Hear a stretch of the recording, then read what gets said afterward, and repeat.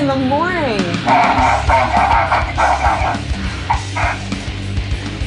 Thought I at least slept in makeup. Some ID, please. Just 1 second, please.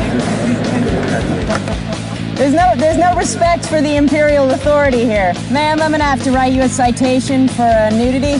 It's not appropriate. Not appropriate at all.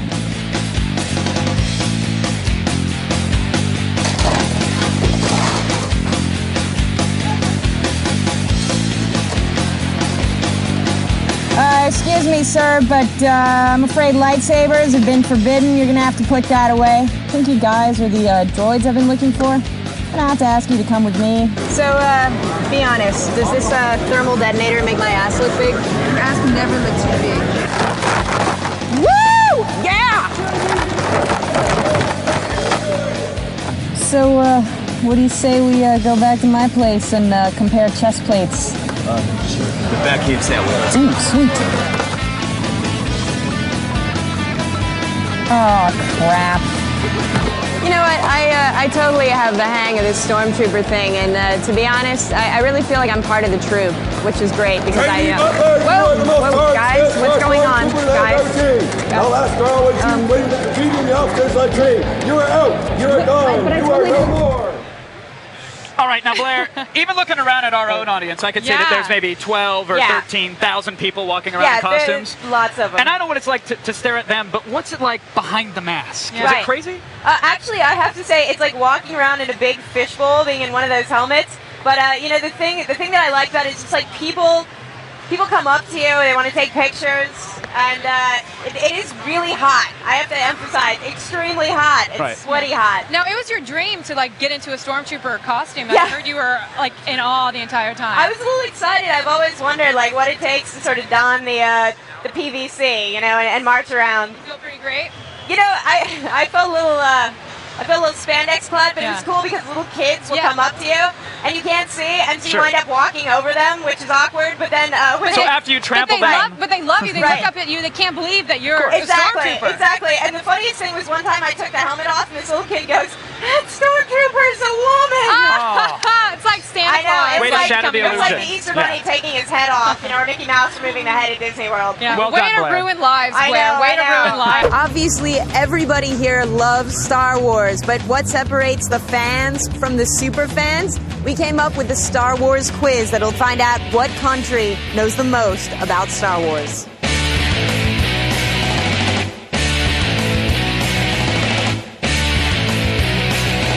In which of the live-action Star Wars films did Han Solo use a lightsaber, and what did he use it for? He only did it once. To use a lightsaber? Wow. I will help you not.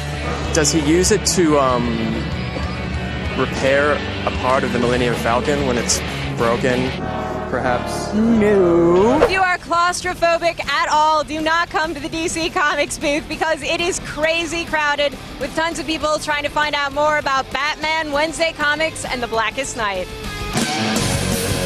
I'm here with DC Comics senior story editor Ian Sadler. How we doing? We're excellent. We have to kick things off talking about your big summer event, Blackest Night. I have my Black Lantern ring on.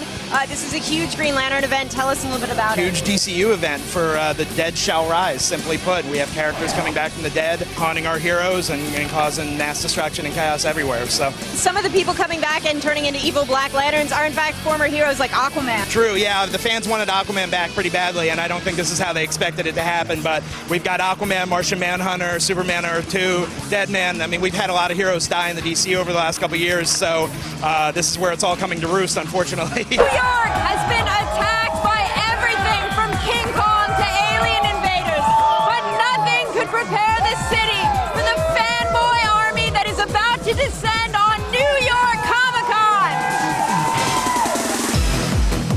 Welcome to New York ComicCon 09! Since its humble beginnings in 2006, the con has almost tripled in size, hosting nearly 80,000 crazed fans within 90,000 square feet of convention floor.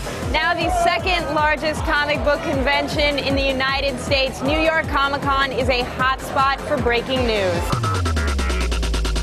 It's the little comic that's been flying under the radar, but not for long. It is Star Trek Countdown issue number 1. Why is this important? Well, it's the first and only tie-in to the upcoming J.J. Abrams revamp of Star Trek. It features the origin story of the villain Nero, played by Eric Bana in the film. New York Owen Gleiberman, film critic for Entertainment Weekly. Our resident comic book critic Blair Butler is here. And from Los Angeles, Superman. It's Chris Dennis, Superman expert and impersonator. Everybody, welcome to The Loop. Hey.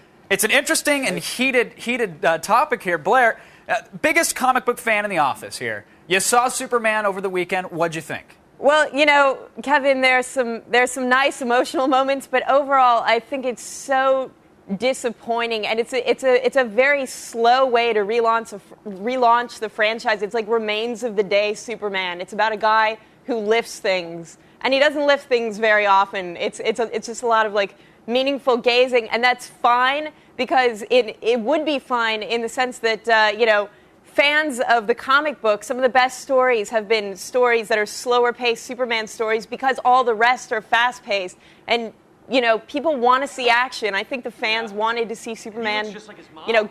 Superman's back. He should at least blow something up or save something from being blown up several times, not just maybe once or twice. Exactly. Yeah, 2.5 hours, not a ton of action. Chris, what did you think? Was there a lack of action? Actually, no. I thought this was actually a pretty good movie. I loved it. It had a lot of really good special effects, and there were a lot of action scenes. It was like one action scene after another. Wow. Maybe you were at a different movie than I was at. Blair, what did you think? Was this a rehash of a previous Superman that we saw? I mean, I really think it's so similar to the Donner films and so reverent to those films that there are even lines from the first Superman in this film. And if it's an homage, I think that's a weird way to launch a franchise by basically showing people everything they've seen before with better CG. But I mean, it's like Superman. You know, I think people are excited to see Superman fight someone who can really give him a run for his money now that CG has evolved, and it's really the exact same Lex Luthor everyone's seen in the other films. But Blair, do you think that Brandon Routh brought something to this character that we hadn't seen before? Yes or no on that one? I think he's a very serviceable Superman. I really didn't have a problem with him. I had a problem with this as sort of a genre film because I don't think it feels like a comic book movie. The great comic book movies, I walked out of X-Men 2 or Spider-Man 2 just thinking, you know what, I want to go see that again right away. Hi, I'm Blair Butler, and I am outside the Roxy for a sold-out show, a tribute to the music of Battlestar Galactica with composer Bear McCreary and all the musicians from Battlestar. What's it like to perform live for all these fans? Because a lot of people don't get this opportunity in TV. I think it's safe to say that maybe this has never happened in TV. I don't know how many, you know, TV shows have scores that are cool enough that they could be put up live. Are we ready to get it on? Yes. Are we doing this left or right-handed? Man, I'm gonna lose either way. Let's right-handed. That's the spirit. All right. All right. All right. And here we go. Right. Are we ready? Yes, on sure. 3. 1, 2, 3, fight! Oh yeah. This is gonna be. Wait. I can feel the tension. Body to lean back. Oh, here it comes. I'm leaning back. Oh. I gave up. Listen, I gave up. I know when a battle is gonna be lost. This was gonna be my Waterloo. No, so you gotta get competitive. You gotta keep training, kid.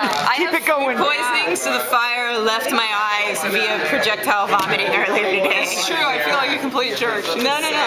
She has the literal eye of the tiger on her arm, and I have like the eye of like someone in an opium den in like 1920s Chinatown. I'm Martin, MMAweekly.com, here with G4's Blair Butler.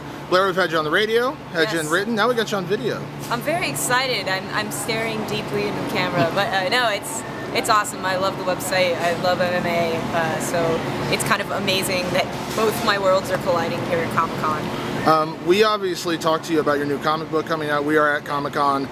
There is a lot of crossover with MMA and Comic-Con lately. Yeah. What is your opinion of, like, because their fighters are here, people are doing signings? Seems like there's more of an MMA appeal at Comic-Con these days. Absolutely. I mean, Nate Quarry, who's a huge comics fan, UFC middleweight, amazing guy. He's here. Like, it's great.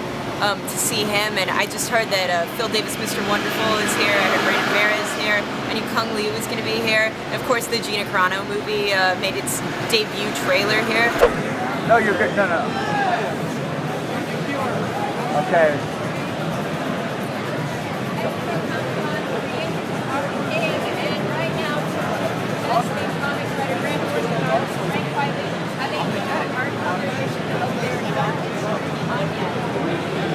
And finally, it wouldn't be a real fresh ink without a review of a zombie book. And I have a disgusting one for you this week. Meet Pieces for Mom. It's vile, revolting, unspeakably gross, and I love it. It's the story of two boys who survive a zombie holocaust only to discover that their mom has become one of the walking undead. So what's any good kid to do? Why, strap your decaying zombie mom to a chair and take care of her by feeding her people. People.